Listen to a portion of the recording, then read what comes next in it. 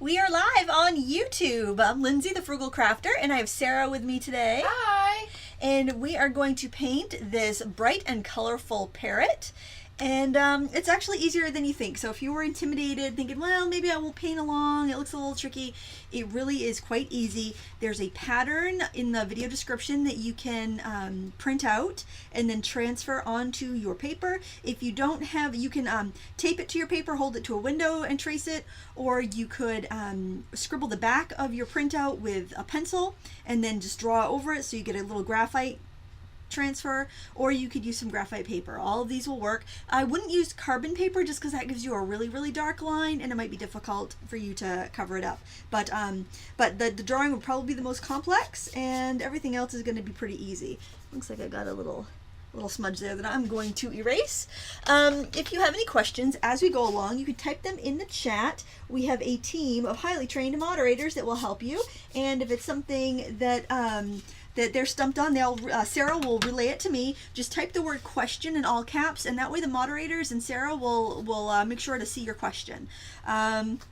And I think that's pretty much it. All of the supplies we're going to use are linked in the video description. You can use any watercolors you have. I am using the Dr. P.H. Martin Hydrus colors because when I saw the photo of this bird on Unsplash, I thought, wow, that bird is so vibrant and bright. I think I would like to play with my liquid watercolors since I hadn't used them in a long time. But any watercolors are fine. They all work the same. I also wanted to use my my leaf plate that I picked up at Dollarama in New Brunswick last weekend, because I thought that would make the coolest palette, and it'd be very festive for fall coming up.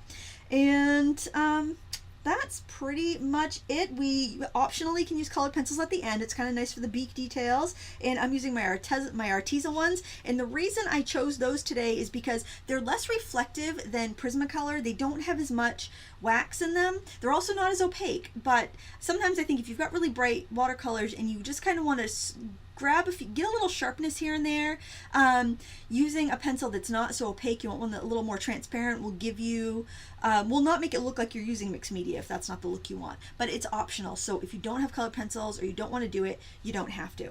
And if you enjoy painting birds, I do have a class on painting birds, and all my classes are 45% off with a coupon code offline45 through Labor Day. So if you've been wanting to grab a class, you want to learn more about painting birds, that's a great class, but that coupon is good on any of the classes, and it's all in the video description along with all the supplies and everything else that I've used today. Okay, do we have any questions before we get going here? Yes, Nicole Licks, when transferring paint from tube to palette, is there any way I can get Holbein or Sennelier to dry faster in the palette? Well, if you live in if it's summer where you are right now, you can put it in your palette and set it out in the sun. That's going to be really good. Or if it's winter where you are and you have a wood stove or any place where it's kind of dry, you've got dry like heat vents, put it near there. It'll help that water evaporate out quicker, and it'll dry up faster for you. Now what I'm doing here is wetting the background, but I'm not going right up to the bird because I've got a lot of like kind of spiky feathery areas. I'm going to see if I can catch the glare there. So I'm like leaving a little bit of a gap, about, I would say, 1/8 of an inch of a gap. And then when I put my paint on, I'll just go right up to the edges and carve my edges that way. I want my background wet so I can add my color and it will blend out a little bit. And I am using the Mimic faux squirrel brushes. I know a lot of you guys have those. They are my favorite synthetic. They're a little more expensive than like the Menta by Royal and Langnickel or the Zen by Royal and Langnickel. But those are also really good brushes, but they're less expensive than the Princeton Neptune. And I actually like these. I feel like they have a little more snap, but they're still very absorbent. I am going to use a mix of the Aqua Blue and the Phthalo Blue here from Dr. P.H. Martin. You could use like a Viridian Hue and Phthalo Blue, or Emerald Green and Phthalo Blue, whatever you happen to have on your palette. And I like to turn my work so that it's comfortable so I can pull the strokes towards me. And I'm going to start adding my background color around the back neck of the bird. And I'm using the tip of my brush just to kind of carve out those shapes of the feathers as they show up against the background.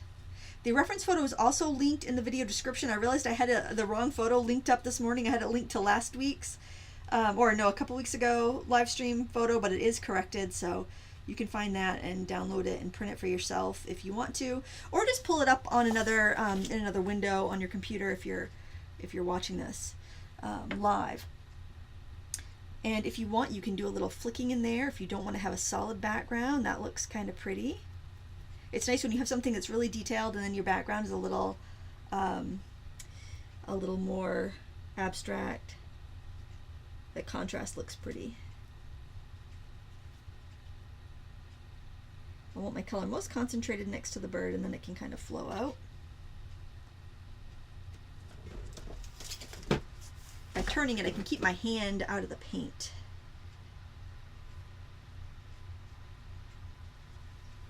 I'm pretty much going to do this whole painting with a number 8 round.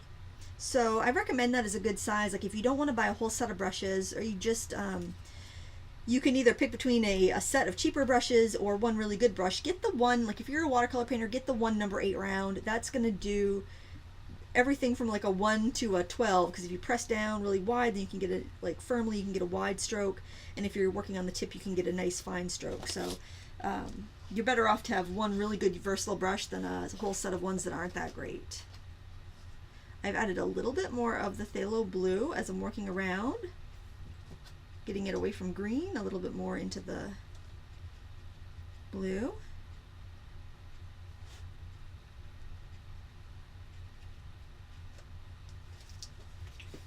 Kimberly Weigert, how do the hydras compare with Inktense blocks?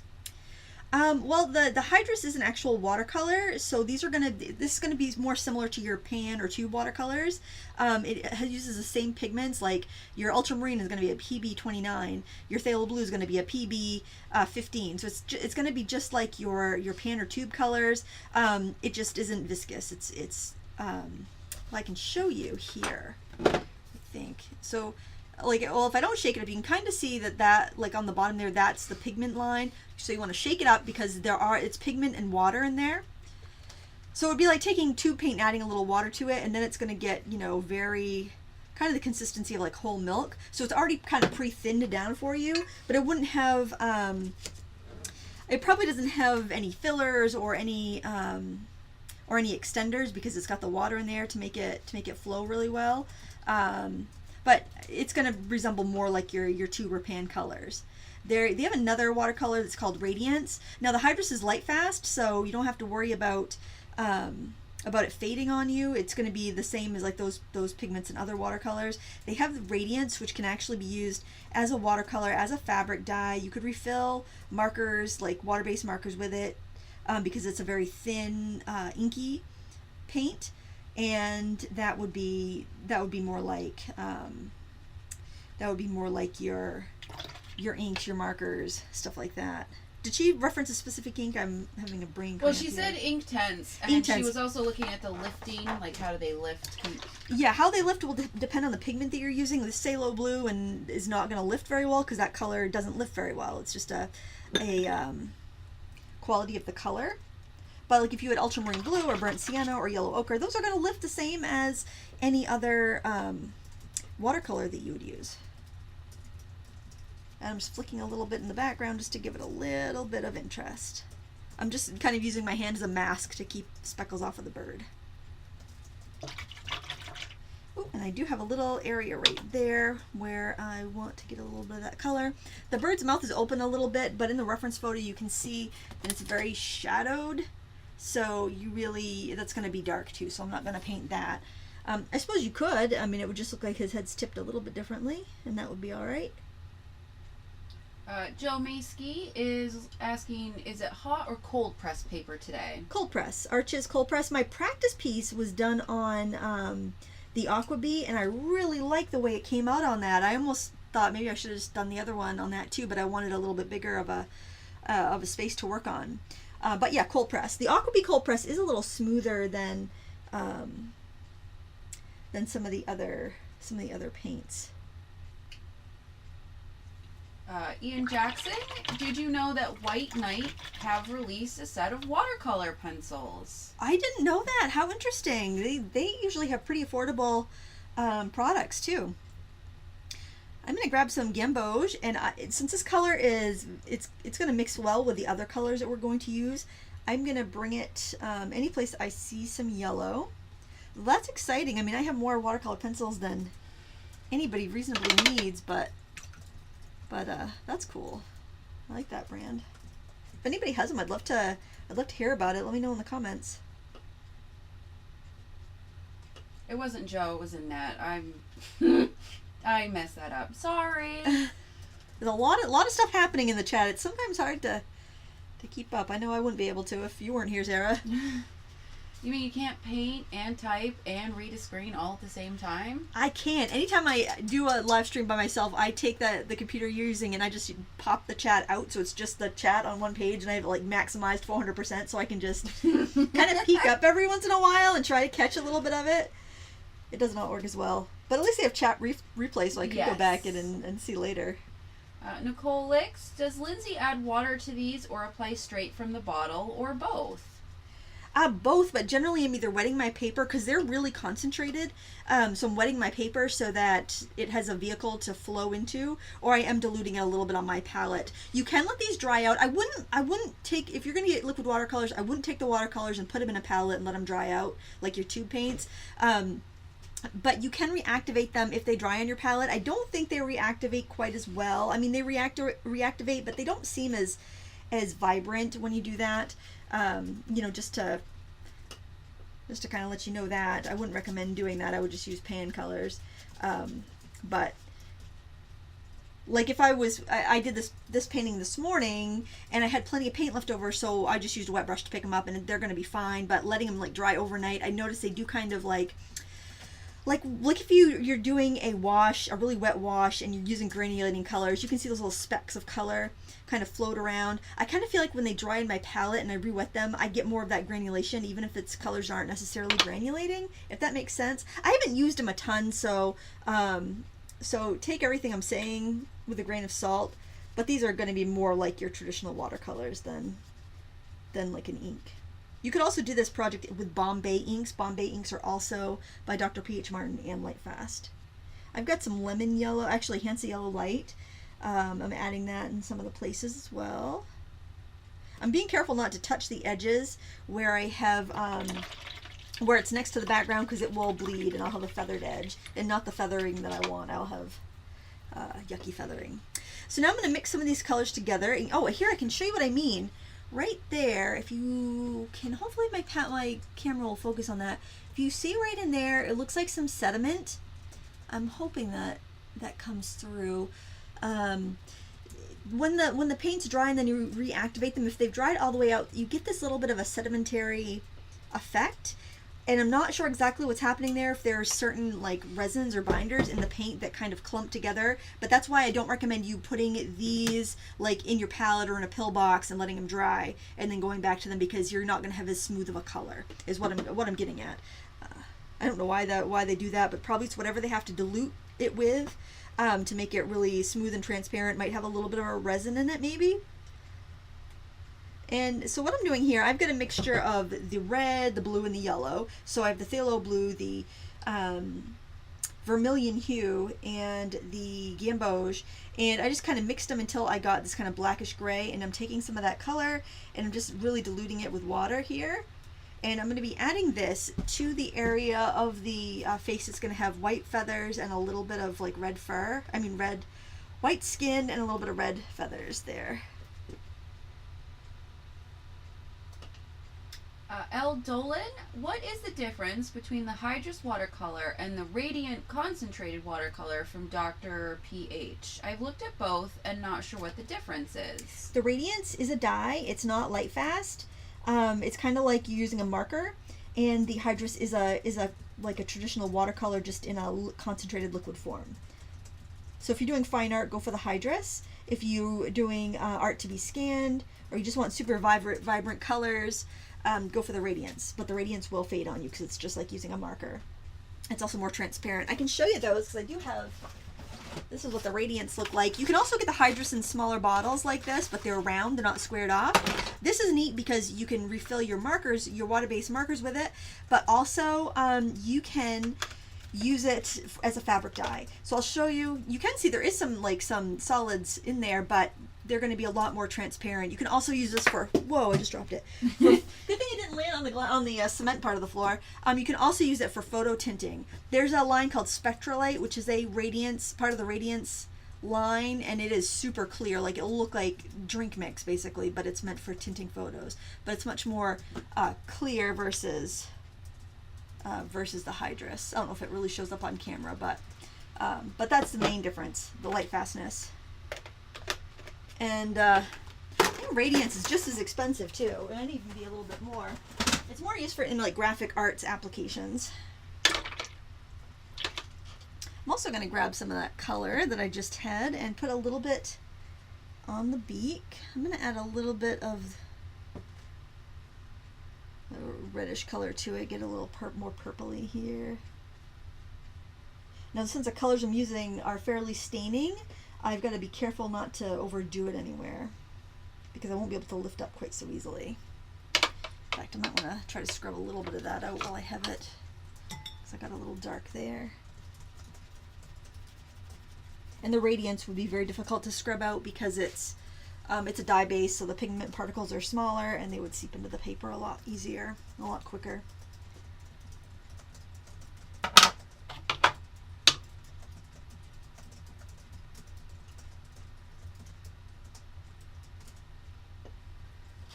Jacob Ozias, about how much glycerin do you add to tube watercolors you're drying, and would it help the Winsor and Newton re-wet a little better?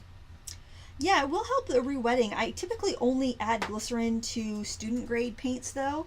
I find the artist grade paint usually has a proper amount. I haven't had problems re-wetting Winsor and Newton, but I think what I would do rather than adding glycerin is I would give it a spray, give your palette a spray of water 5 minutes before you begin, and I think that would probably take care of any issues you were having. I'm going to hit this with my drying tool so that I can go over with some other layers, and also so I can paint up against the edge and not have to worry about my colors bleeding. So if you have any questions while I'm doing that, it'd be a great time for me to answer them while this thing's running. Let's see. I think we're caught up here. Let me get back up to the top. Whoops. I just got used to the other laptop. Oh yes, it's probably up in one of the kids' rooms, but I already had that one plugged in. And no, it's fine. I'm just like, oh wait, no.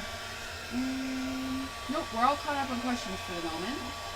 Here I can see some of that. Remember I told you not to let it dry in your palette? I actually see a couple areas in the background where I'm getting a little bit of where I got a little bit of sedimentation right in here and right in there. I'm not sure if it shows up on camera, but it almost looks like a scaly effect.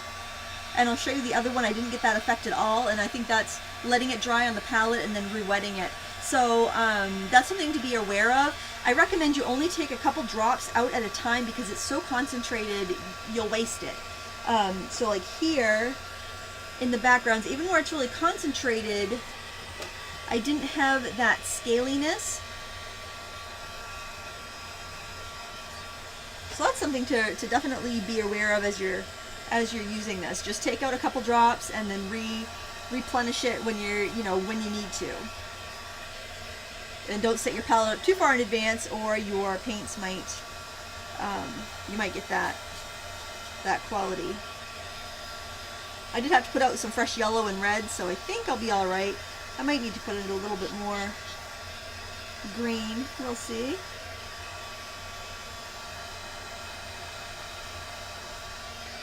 And I just taped my paper down to an old Arches block, a leftover backing, because the cardboard they make those blocks out of is so great. It's a good idea just to save them, or save one of them anyway, so you can tape your paper to it. Okay, that should be dry enough. So I'm going to go in and work on the beak right now. What I've done here, and I might want to mix some of that up fresh because I don't think that dried out all the way, so I'm probably all right. So it was red, vermilion hue, which is a warm red, phthalo blue, which is a cool blue, and sometimes that will make a pretty good neutral. and other times you need to add a little bit of yellow to it. But since that red is so close to orange and that blue leans green, sometimes just those two together will do good for making a black. So depending on what brand of paint you're using and what color you're using, you might not need to add any yellow to it. Sometimes you can't really tell until you go ahead and add it to your painting. But that looks nice and dark to me. And I'm just going to do the dark parts of the beak. Nicole Licks, is there a way you can make your own liquid watercolors? Sure, you could take some tube watercolors and you could get like a baby food jar or something like that, and you know, put like half a tube of your watercolor in there and maybe like an ounce of water or so, and shake it up and just keep it capped when you're not using it. I would use distilled water just to make sure that, you know, you're not introducing any bacteria. I generally find that a pre-filled palette, like pans or a regular palette that I've filled, to be a little more convenient. So I think I might just make up enough for a project before I commit a whole tube of watercolor to something like that. These are not very expensive. When you're considering a tube of artist grade watercolor, like say a 5 milliliter tube could run you anywhere from $5 to $10, sometimes more, and these are like $5.75 or something. They're not, if you buy them individually at an art supply store, they're not crazy expensive. You could pick like a red, yellow, and blue and practice with it and see if you like it before investing in the set. And I know some of the big box stores carry this paint, so you could even use a coupon, whether it's cheaper than going online and just ordering it, or the craft store's price with the coupon. I'm not sure, because I've never bought it at a craft store, but it's definitely an option. I don't know what the equivalent would be like to one of these bottles to a tube. I don't know if it would be equivalent to a 5 milliliter tube or a half pan or a whole pan or a 11 milliliter tube, but they do seem to go quite a long ways. I think I'm just going to go ahead and paint this whole bottom beak with the dark, because we can add some colored pencil over it. If you do want to not want to use a colored pencil, you can kind of paint it in like sections, kind of like where where it kind of cleaved a little bit there. But I know I'm gonna use colored pencil, and it'll be a lot more efficient to do it that way, so I'm just gonna paint it all with this color at once. Don't worry if it's not uniform. It looks kind of nice to have a little bit of variety.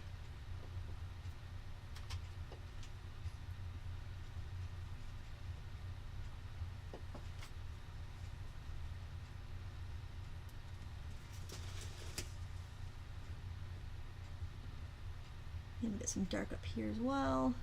And when you're painting these strokes up here, because there are some light and dark areas, start your brush up at the top where it's going to be darkest, and then follow the contour of the beak and kind of lift up on your brush as you go, so you kind of get a little bit of a broken line, a little bit of a dry brush effect, which will give you that texture, kind of like how your fingernails can have a little bit of a texture to it. That's kind of the texture of the beak.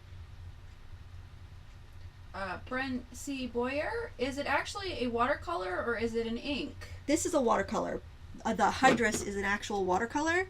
The Radiance is an ink or a dye. So the one I'm using is an actual watercolor. A lot of the liquid watercolors that are popular right now, the crafting community has really embraced liquid watercolors, and there's been a lot of companies coming out with liquid watercolors. Those tend to be dyes, unless there's pigment information on them. I would assume they're dyes, and probably just kind of like a byproduct from their ink manufacturing. So make sure you know what you're buying. If you buy the Hydrus from Dr. P.H. Martin, you're getting a actual watercolor. If you're getting the Radiance from them, you're getting a dye. And there's also a light fast ink called Bombay that Dr. P.H. Martin's makes that is really nice. It's an India ink. So not all inks are created equal, and definitely not all pigments and dyes, but the Hydrus will tell you what pigments they're using too, so you can avoid ones that you know are fugitive, or I don't think they use any fugitive ones. I think they have a fairly limited line of I think it's under 50 colors. Oh, right now I'm going to go in with, I'm going to use a mix of gamboge and vermilion hue. And that's going to give me a nice orange.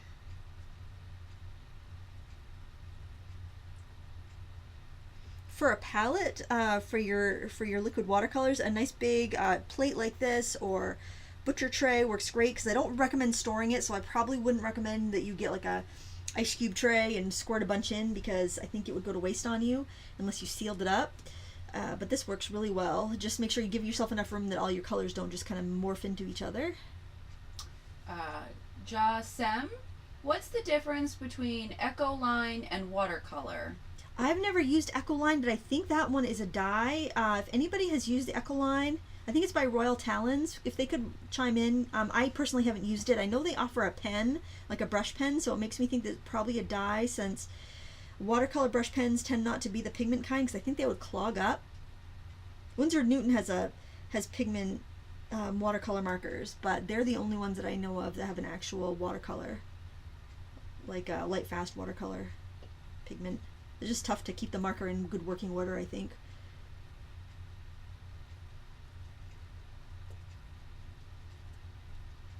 So when I'm applying the darker colors here, I am making sure that I'm making my strokes count. I'm using flicking motion so I get that impression of the texture of feathers. I can use the side of my brush if I want more of a clump of feathers.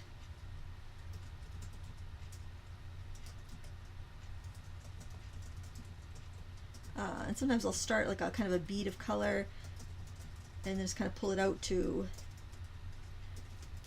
like if I know I've got like a shadow in there, I'll start off with a bead of color and I'll just pull it out with the side of my brush so I get a little bit of a dry brushing texture effect.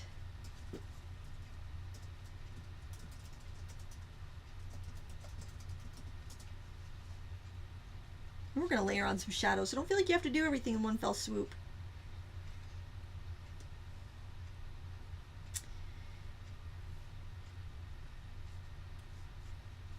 I'm going to have a little bit more Viridian on my brush now.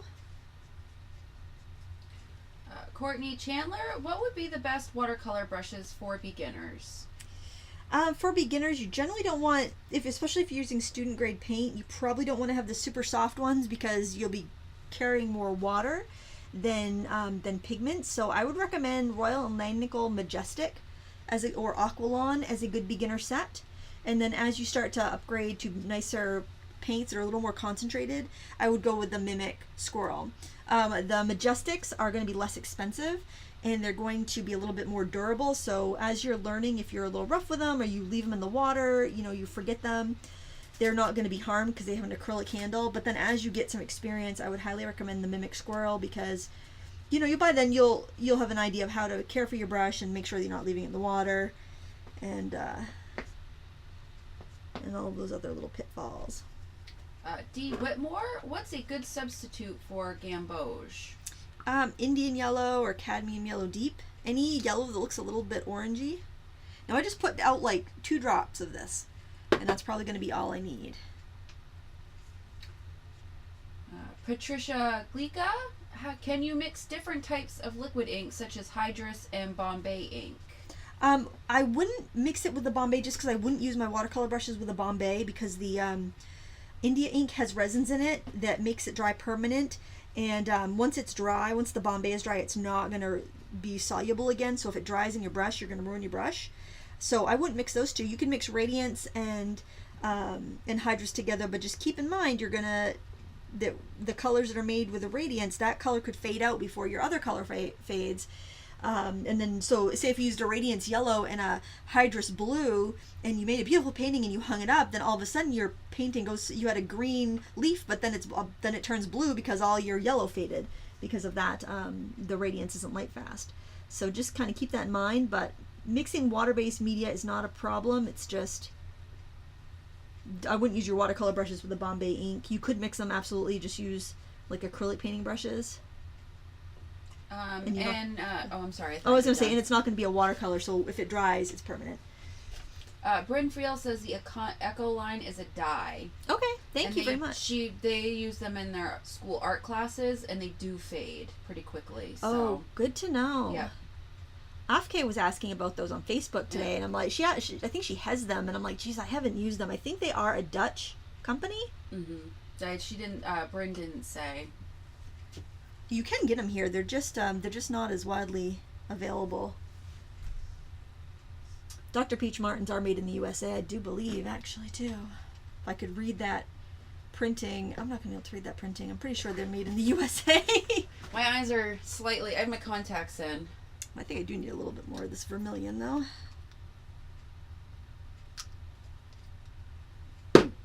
It always seems like such a big ordeal for me to have to open a bottle of something. Well, it says manufactured by, but it doesn't. So it's manufactured by it's in Golden, Colorado. So that's right. They're right in Colorado. I forgot about that. So I'm assuming that means that they're. And they're nice people too. The owners. I did a live stream where we painted the bottles, some glass bottles, probably 2 years ago, and they popped in the stream and answered some questions too. Of course, that's back before the chat was archived. But if you want more information about these paints, you could go back to that video and see them demoed again, and that was pretty in depth too. So. Empty Nest Scrapper. What are Dr. P.H. Martin India inks used for? They can be used for anywhere you want. They have a very nice watercolor look. They're just permanent. So I wouldn't use them on textiles, but like I've used them in art journal pages. Like when I want to do, I know I want to layer stuff up and I don't want that bottom layer. I want to do like a watercolor look, but I don't want to have, I might want to layer over it and I don't want those colors to dissolve. So they're wonderful for that. You can use them with a pen. They work really well with a glass pen, and the glass pens can be very difficult to find an ink that's viscous enough to be held in them. Just don't put the Bombay inks in a fountain pen, but any dip pen or glass pen works really good for them. They're wonderful for mixed media just because you can layer on top of them without diluting them again. If you do need to clean them up, like you used a palette, say you used your brand new $1 leaf palette, and you let them dry, you could take rubbing alcohol and you could wash it up with that. So it's kind of similar to, they act like an acrylic ink quite a bit, so you could use them in place of an acrylic ink. You could also use them on canvas, so if you want a watercolor look and you want to work on a regular canvas or primed board, you can do that without any issues, and they're light fast, so you don't have to worry about the fading. Lauren Van Huffel, for a beginner, do you recommend pans or pencils? It's personal preference. I'm partial to pans just because I think there's so much more versatility. Like if you have 6 pan colors, it's going to be easy to mix an infinite amount of paint, and you might need, say, 12 pencils, or you're just going to need a little bit more or want a little bit more. It will get very cumbersome, and also you'd be sharpening your pencils all the time just to get to the lead that you want. But and again, if you drop a pencil, oh yes, you could break it. I mean, a pan can pop out, but you can put that that's true back in. But then again, I mean, it depends on your personality, because if you're someone that likes to do, say, architectural drawings and you want to do pen and ink and just have like a tint of color, it'd be so much easier to do probably with a pencil. You have a little more control. So I would say it's really personal preference and what you like. Mari W, is the Dr. P.H. Martin Bombay ink similar to the Winsor and Newton ink? No, it's a little more viscous. So it's got it's a little thicker. It actually acts like these hydrous paints quite a bit. It's kind of like an acrylic ink if you've ever used acrylic ink. Alexa Rogers, what watercolor palette or brand would you recommend for someone who spends a lot of time in bed? There was one I reviewed, and this doesn't have any pigment information or light fastness, but it's very convenient. I reviewed this palette a couple weeks ago, and it was this palette that fans out. I think I have it. Oh, I got it right here. It fans out, so you've got a lot of different colors. So if you don't want to mix, if you don't have a big mixing plate, you've got pretty much every color you want, and then you can mix here and mix here. And I mean, if you're doing like, I use this for like postcard and bookmark sized paintings, and it works really, really well. So I'd probably recommend that because you can, eliminate a lot of space that way. Or just like the Cotman Sketcher box of 12. That's another good one. And they're both under 20 bucks, so whichever one you like the looks of better, I'd say. Benny Chavez, is glazing easier or more difficult with liquid watercolors compared to traditional pans and tubes? I'd say it's the same. Really, I don't think there's much difference in working with these. Just that you've got them concentrated on your palette and ready to go really quickly, and they're super vibrant. But I don't think you'd really notice that much of a difference. I mean, they're already pre-diluted, so if you find that you have a hard time getting the right consistency of your paint, you might find it a little bit easier. And it does seem like you can dilute them more and still keep a vibrant color. So if you have issues with washes, this might help. I did a lot of glazing in the bottle tutorial, as I recall, so that would be a good one to refer to again if you wanted a little more information on that. I'm just kind of flicking in the green feathers. All they are little flicks. There's no real detail. I mean, it's all just little flicks of paint, and then adding shading to make it look like something. So,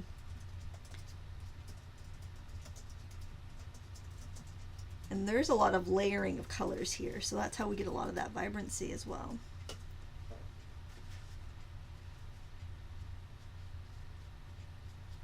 Just little flicks. Just make sure when you're putting on a stroke, you're going with the direction of that feather that you're painting. I'm grabbing some phthalo blue. There's like a phthalo blue feather here. I want to get in there nice and bright.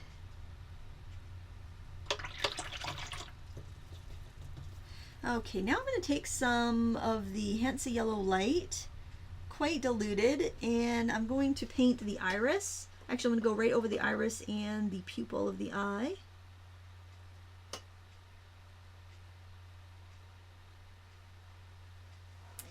And I'm going to add in a little bit of my mixed green, which was the aqua blue with a little bit of, I use both yellows in that.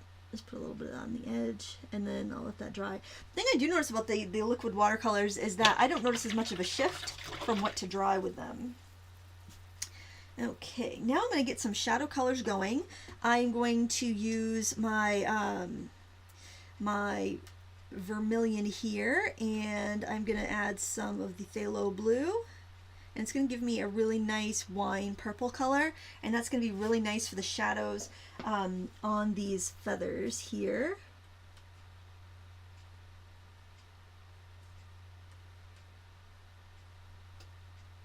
I'm putting in the color, and then I think I might actually use a different brush to spread it out.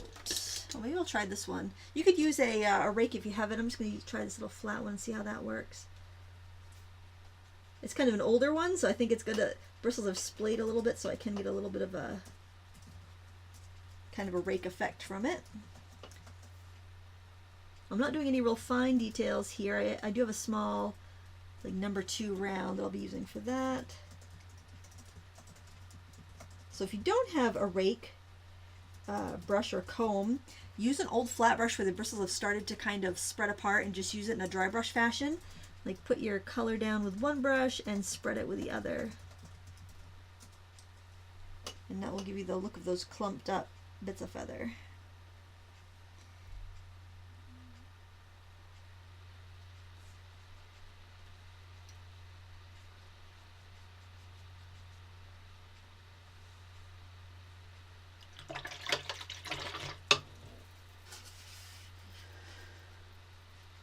In this area, I have quite a bit of shadow.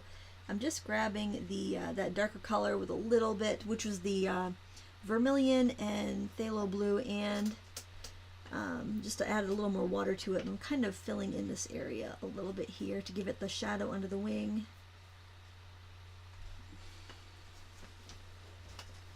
And then I'm going to add a little bit of the vermilion to it as well, because I feel like I left a little bit too much white space in some of these areas, and I just want to fill in some areas a little bit. And then I'm going to switch to my smaller brush here, which is, this is a Royal and Langnickel Espresso #2 round, which is a synthetic fur, a synthetic sable. There's so many good synthetic brushes out nowadays. They're so much more affordable. and cruelty-free.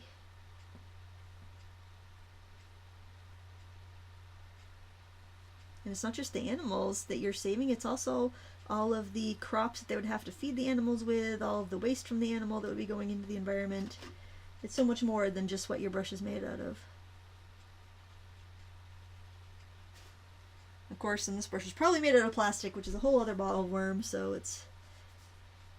Just take care of your brushes and they'll last you a long time and you won't have to throw them away. Have to put them in the landfill. Yeah.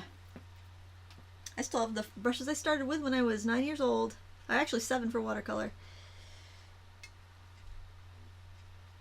If you watch my watercolor brush tour, you can see them.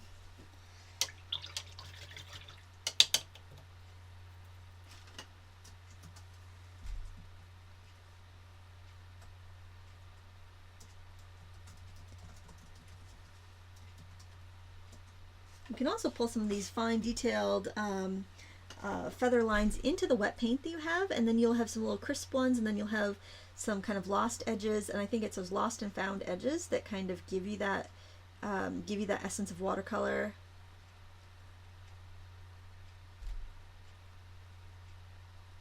You just see a little peak of detail here and there, and often that's all you need. I'm going to grab some of that that gray that I made. I'm going to add a little more yellow to it so it's kind of brown.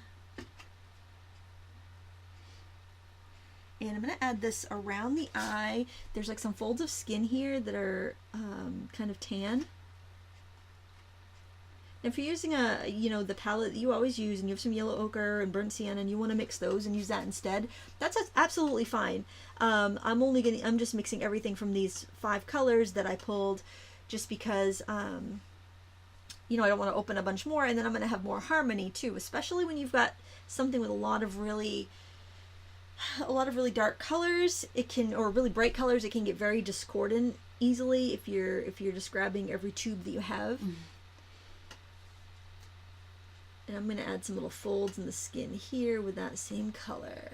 And it's really light, but it shows up here pretty well because of how light the skin is underneath.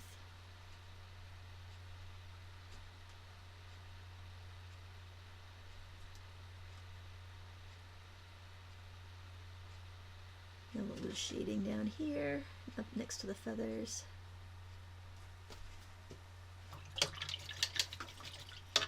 I think I want a little bit more of that color. That was a kind of a nice tan color. I want some of that on the beak too. I'm throwing it in with a flat brush just because I can get those kind of choppy, those choppy chunks of color a little easier. So if you're doing a technique and you're like, gee, I wish I could use this brush, it would work so much better, grab that brush, use what you have. Okay, I think I want a little more brighter blue over here.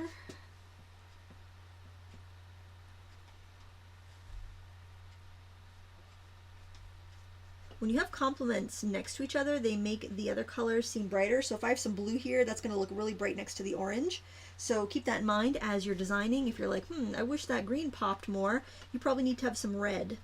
If you've got like red that you want to pop more, you probably need more green. If you've got blue, you need some orange next to it. If you mix those colors together or you overlap them, you're going to get mud. But if you use them next to each other, you're going to get, they're going to make the other color seem more vibrant. Now I'm going to mix up, I'm going to grab a little bit more of this aqua blue aqua rather. Just a drop because you don't want to waste it. And I'm mixing that with the phthalo blue. And I'm going to try that first on its own, especially up here where it's a little bit lighter. And then as I need to deepen this, I will add some vermilion to it. I'm going to start in with my number 8 round, but when I need details, I will grab my, my smaller number 2 round.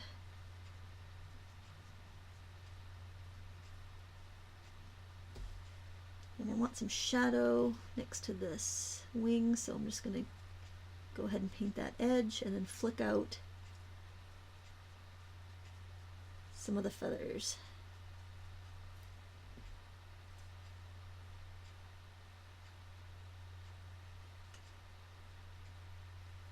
don't want to paint everything with your smallest brush or you're going to lose a lot of character. You're going to have everything look the same and it's going to look kind of flat.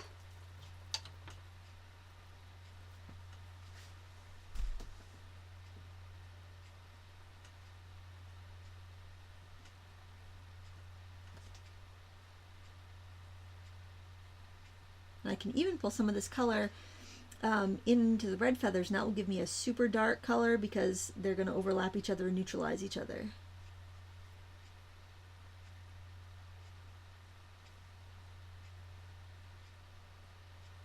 Just make sure those strokes go with the feathers. So if like you were going to pet the bird, you would go with the direction of the feathers. You wouldn't ruffle the feathers. Now I'm going to grab a little red, a little vermilion here. That vermilion and phthalo blue mix. It's kind of like a winey color. And I'm going to start adding some shadow and texture over the beak on the red feathers here. So I'm just stippling right above the beak, just tap, tap, tap. And that's going to give me that nice texture. And then I can flick out little tiny short feathers.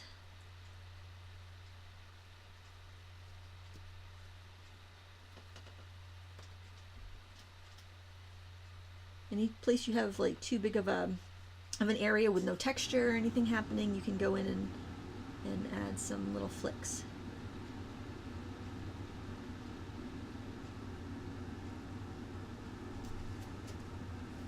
And it really helps to look at the reference photo as you go. And I can take some of this color and even use it over the green. Go around the eye a little bit. And that's really gonna bring out some detail. I'm gonna grab some of that black I mixed with the 3 primaries there and paint in the pupil. I think the new furnace is much quieter than the old furnace. I don't know if you guys can hear that at home, but the furnace just turned on, and it used to be like, you know, it used to shake the basement practically, so.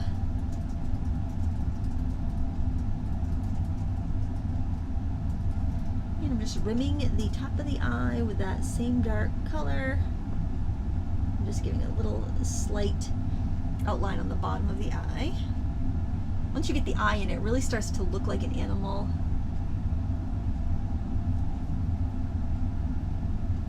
Going back to that vermilion and phthalo blue mix, and I'm going to throw this in some of the green feathers here.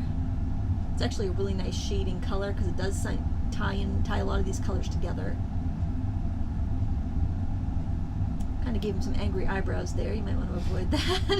Like an angry bird.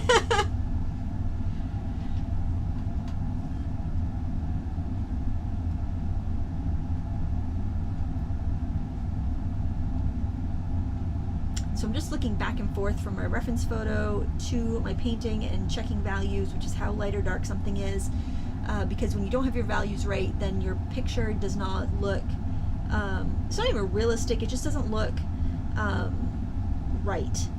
So I recommend that you spend as much time looking at your reference material as you do looking at the painting that you're working on. So your eyeballs should be going, flicking back and forth between the two, or your head should be moving.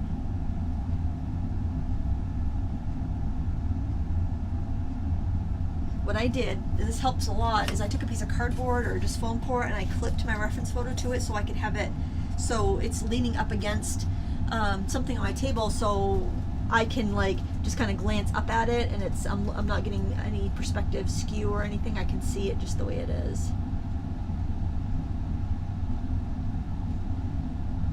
Doing some shadows around some of the feather clumps here.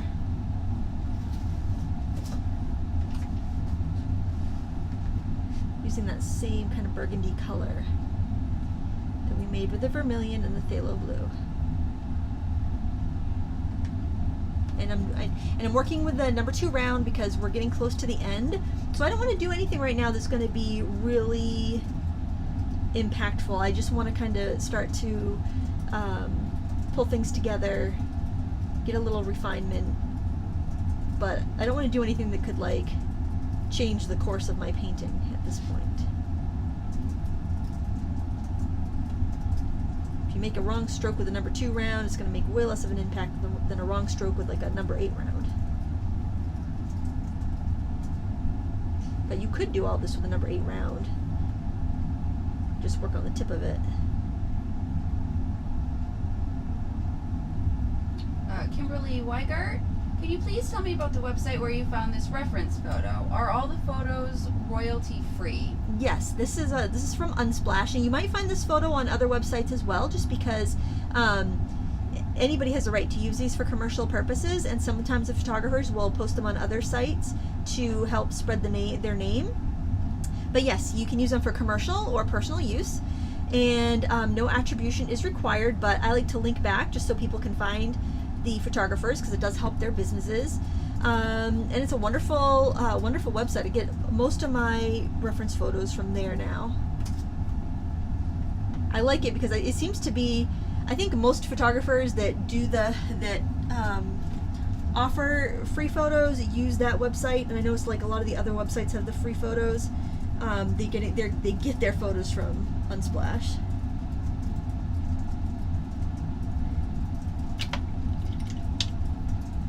To make that chunk of red a little bit brighter, I'm going to grab some green and just add a little bit of a green rim to that feather. Add a little bit more of this aqua color in here. As long as you make those your brush strokes go with the direction of the feathers that you're painting, it's going to look good. Even if it's sloppy, it's going to just have a certain urgency to it, which is nice. I'm going to grab some Gamboge yellow and layer it over my red here, because I thought the red is looking a little too plain, and that's going to help it have a little more interest and depth. Billy Joe Horrell, I use the White Knight hand colors. I would like to try putting the same paints in pans, the time paints. I'm not sure what that means. Do the White Knights crack when you do this? Maybe she meant tube Oh, paints. White Knights tube paints. I don't have any of the White Knights tube paints, but I did have the Yarka student quality. I feel like this is a little darker, so I'm just going to do that while I chat. Just add a little kind of glaze of gray. And I didn't have any issues with the student grade cracking of the Yarka, which is the American trade name that company uses for their paints. So I'd say it would be fine. It's a professional paint. And the Yarka paints do contain quite a bit of honey. That's why like the labels will stick to the pan. So I would doubt that you'd have any need to add any glycerin to it. I think it would be fine. You can always put out a droplet, like a little drop, like a pea-sized dab on a plate, and just see, does it crack, does it shrink a lot, before you fill a whole pan if you want to. But I don't think it'd be a problem. Generally, the quality between pans and tubes in an artist line it's going to be the same quality. It's just a different form of purchasing it.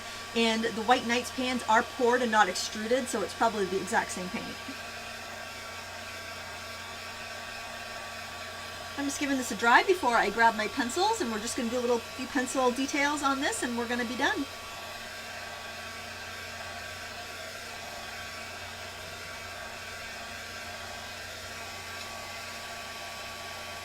And if anybody has used the White Knights tube paints and wants to comment, go right ahead, or the Yarka tube paints, it would be the same thing. You can't, believe it or not, I don't have every paint.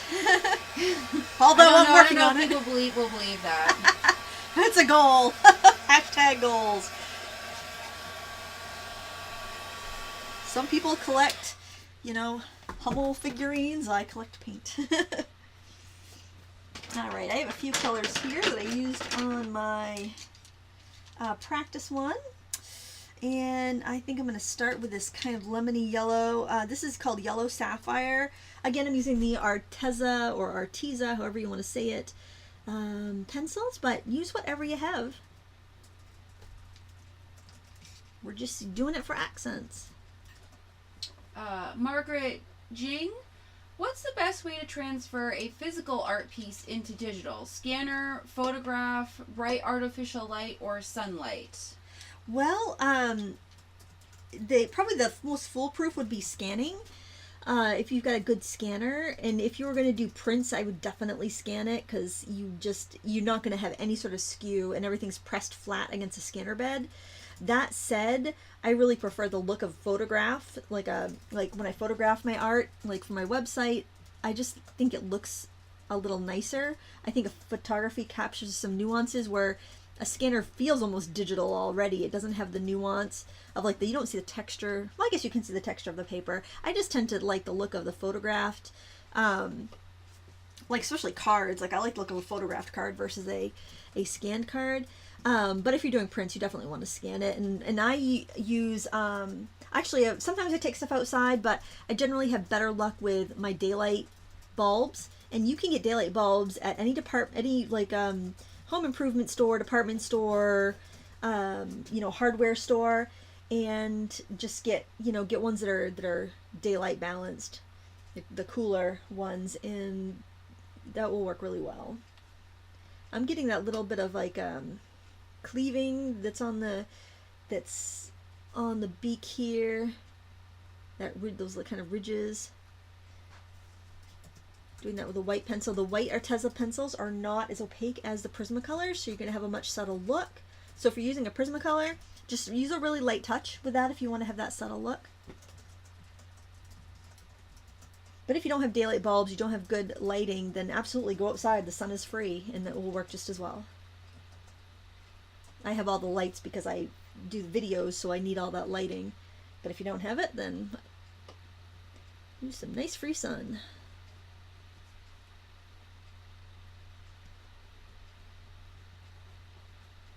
The other thing I like about the Arteza pencils is that they, I feel like I have to use my electric sharpener with my Prismacolors, or I break the leads, and I feel like I can use like a handheld one pretty well with this, and I don't have to turn the, they say you should always turn the sharpener and not the pencil, but I feel like even if I don't, they don't break on me. But with the trade-off is you have a harder lead, and you're not going to get as much pigment when you color with it, so it's just something to keep in mind. Like anything, it's a preference. Sue Liberto, what can you add to the water to help paints spread better on the paper? You can add Oxgall, which is a type of detergent. You can get a synthetic version. It's just dispersant. It helps the paint flow. Or you can get actual Oxgall, which is made from the gallbladder of cows.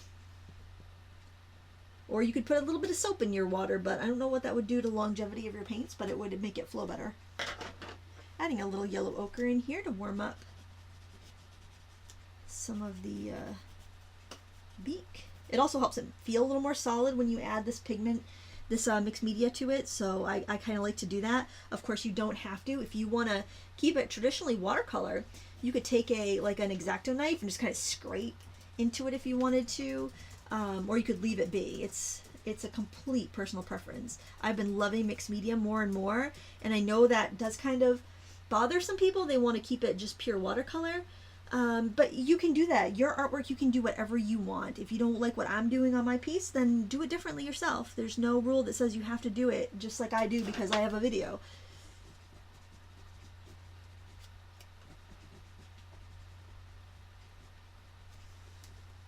Okay, I'm going to grab a white paint pen and just grab a couple little sparkles on the eye.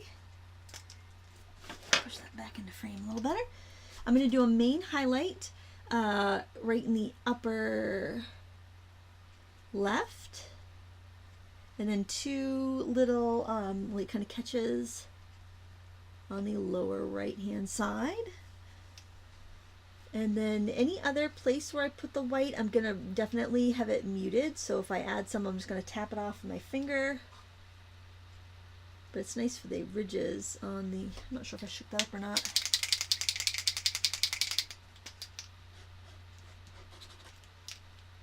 I think I did. I think that's mixed enough.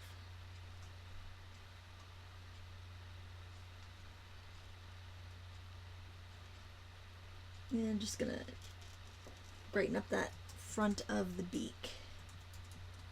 If you have any areas where you want little wisps of feathers, light feathers, you can do it with this white paint pen or a white gel pen.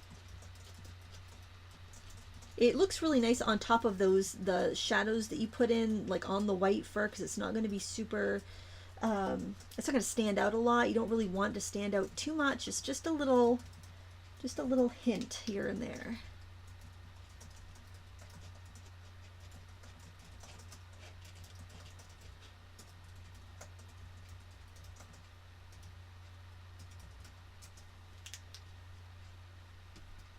And you can go over this with colored pencil if you get too much.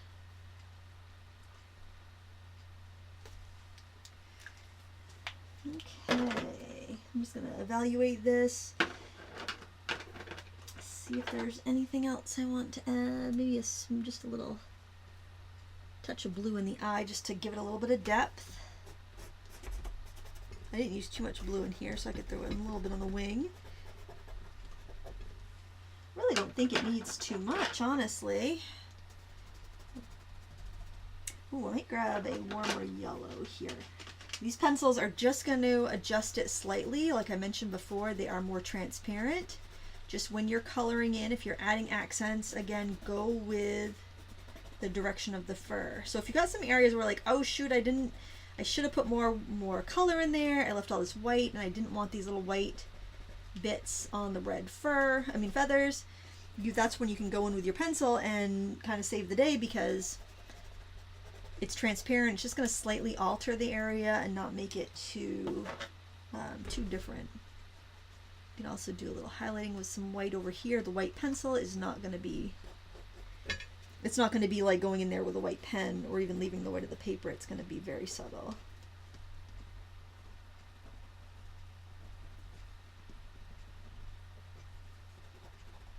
Do you have any questions before we sign off here? We're all caught up. Okay, I got to show you how pretty my plate is. I kind of don't want to wash it. Look how pretty that is. You got that at the Dollarama? The Dollarama in St. John's, New Brunswick. It was $4.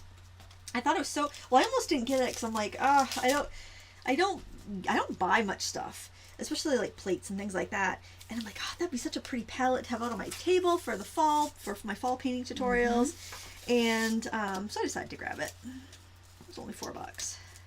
Yeah, well, and you can always use a palette. Yeah.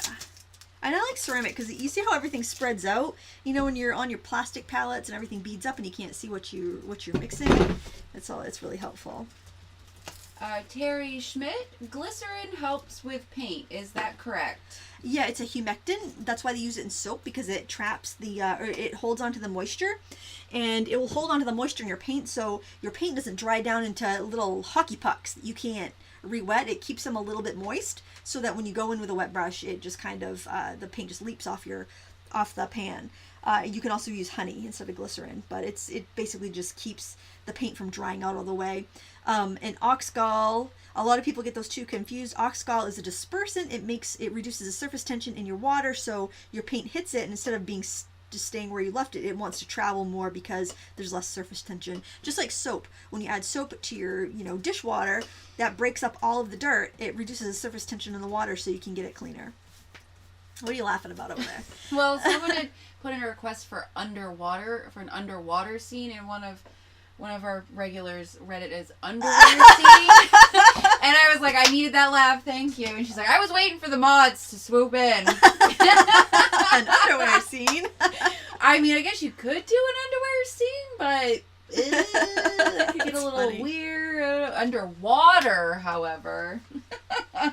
The last thing I want to show you today is this is the practice piece, which I did on Aqua Bee paper, which is very inexpensive. You get 50 sheets for $15, and this was the paint when I first got it out of the container, so I don't know if it's this paper or the paint just being fresh out of the bottle, but it's brighter. I think it's brighter than the one we just did. Mm-hmm. So I mean, there could be other variables, because I don't use this very frequently. I haven't used it in quite a while. I don't know why, because it was so much fun, but But yeah, I mean, you can't beat this cheap paper. So if you have been frustrated with your paper, or you don't think you should even bother because you can't afford good paper, this is 50 sheets for $15. I think even some of the big box, I'm thinking I've seen this at Michael's even. So you could use a coupon at Michael's and get it for about the same price, maybe even a little cheaper. I'm not 100% because I don't have a Michael's near here, but it's especially this time of year with all the back to school Oh, stuff. yes, They always do art supply sales. Yes.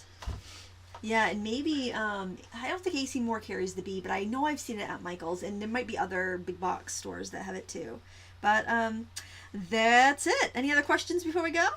We are caught up. Awesome. Well, thank you guys so much for stopping by. Everything is linked up in the video description.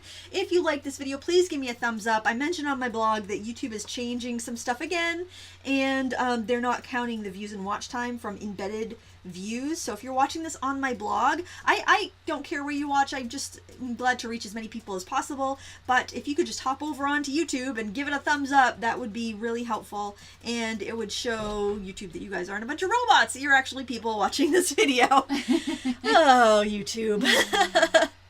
And the sale in my class is the coupon code offline 45 is good through Monday. So if you've been wanting to snag a class like the texture toolbox feathers and fowl, where we go all over, go in detail on painting birds, then you could get that class or any other one. So lots of things to do this holiday weekend, lots of learning to be had. Yes.